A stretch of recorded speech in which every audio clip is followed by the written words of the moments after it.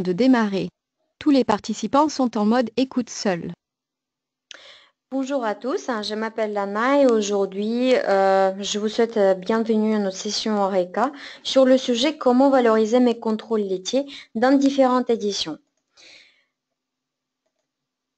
Donc on va voir trois éditions, la synthèse, les valorisés individuels et l'analyse URTP. Donc d'abord je vais vous expliquer l'édition la synthèse. Donc déjà comment sélectionner et analyser correctement de l'édition. Et critères quantitatifs et qualitatifs. Comment les regarder, comment les analyser. Donc pour cela, il faut aller déjà dans le module lait. Ensuite, contrôle laitier, synthèse.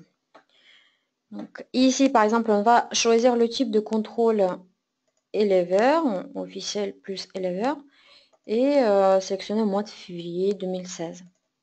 On fait aperçu. Et ici, donc, on a toutes les valeurs, synthèse vraiment globale par troupeau. Donc, par exemple, si on va analyser cellules, on regarde qu'on a 82% ce mois-ci, ce contrôle-ci. Le contrôle d'avant, on était un peu moins à 80%.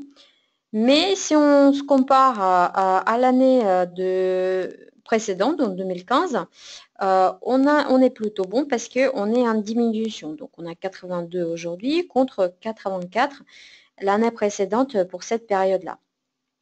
Et également, on a la quatrième colonne qui est la moyenne sur 12 mois. Donc, la même logique s'applique aux autres critères. Donc, on peut les analyser, par exemple, comme TB, TP, par exemple, les critères globaux par troupeau.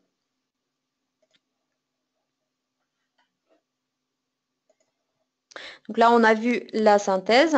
Maintenant, on va analyser les valorisés individuels. Donc, les valorisés individuels, d'abord, il faut savoir comment personnaliser et analyser les résultats. Donc, et ensuite, il y a des éditions donc, sur l'évolution de la production et de la qualité sur plusieurs contrôles et également la détection des animaux à risque de cétose ou d'acidose.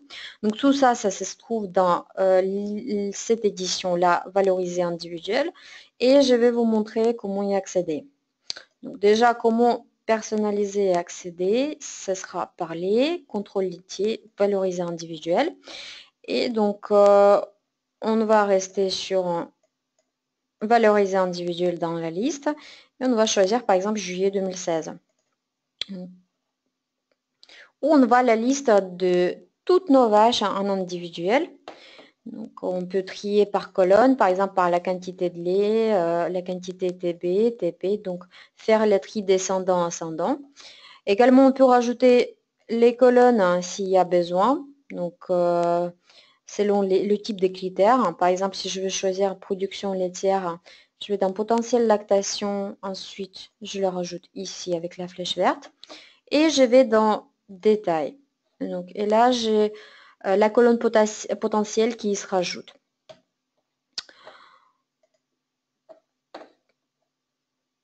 Donc, après, si on revient sur les valorisés individuels, comme je vous ai dit, on a également donc l'édition évolution de la production et animaux à risque de cétose ou d'acidose. Donc, comment les trouver? Donc, déjà, on va aller dans documents associés. On va bien sélectionner évolution de la production de la qualité. Et ici, donc toujours dans l'onglet valoriser individuel, on choisit liste pour évolution production et on fait aperçu. Donc ici, on a justement l'évolution sur 3 mois. Par exemple, alors non, là, désolé, on n'a qu'un seul mois. Vraiment les données vache par vache. Tandis que ce qui serait justement plus intéressant ici, c'est de comparer quelques mois. Donc l'évolution, la dynamique donc au niveau de cellules, par exemple. Et pour justement choisir quelques mois, on va appuyer sur CTRL et un clic gauche. Donc, sur les mois, on va faire suivant.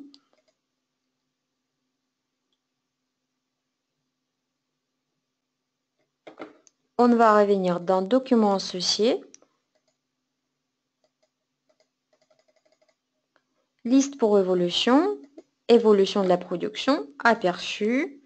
Et ben là, on a vraiment l'évolution mois par mois. Donc, par exemple, le contrôle d'avril, mai, juin et juillet. Donc, et là, on peut vraiment observer la dynamique dans le temps. Par exemple, on voit bien que bassine, plutôt la vache à surveiller parce que les critères sont plutôt en orange et rouge qui signifie qu'au niveau de cellules, elle est plutôt en taux élevé. Et donc, les vaches qui sont effectivement en vert, donc comme des fileuses, elle est en norme. Donc, pareil pour les autres animaux, on peut faire les analyses. Donc, pareil, on peut faire l'analyse de risque de cétose et d'acidose. On change d'édition, on fait aperçu. Et ici, on a la liste qui est déjà triée avec les vaches avec TP et TP, -1.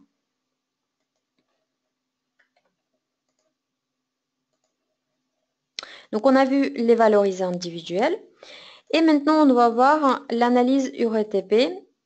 Donc, l'objectif de cette analyse-là, c'est équilibrer l'alimentation des animaux et vraiment suivre l'état de santé de l'animal mois par mois.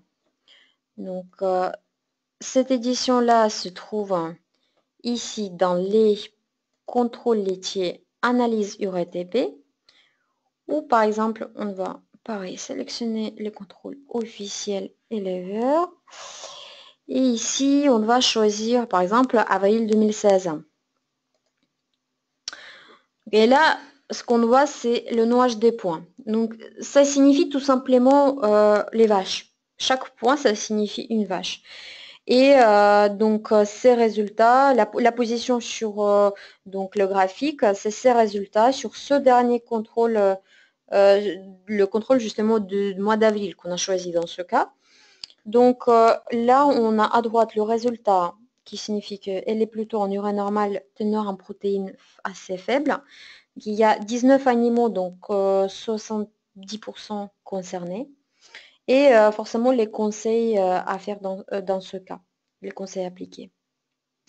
Également, par exemple, on peut consulter zone par zone les résultats, qu'est-ce que ça signifie. Donc là, on est plutôt en urée normale, teneur en protéines corrigées normales également. Et une qui est en urée faible et protéines assez faibles. Donc également, on peut trier par un primépare, donc appliquer le filtre. Seulement sélectionner les multipares et à l'inverse, seulement sélectionner les primipares.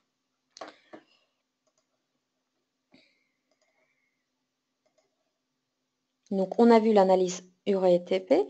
Maintenant, on va résumer donc les analyses, les éditions qu'on a vues. Donc la synthèse est plutôt destinée pour une vision synthétique des ventes.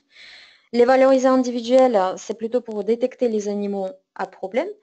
Et l'analyse URETP, c'est l'indicateur global de santé des vaches. Je vous remercie de votre attention et à bientôt dans les prochaines sessions ORECA.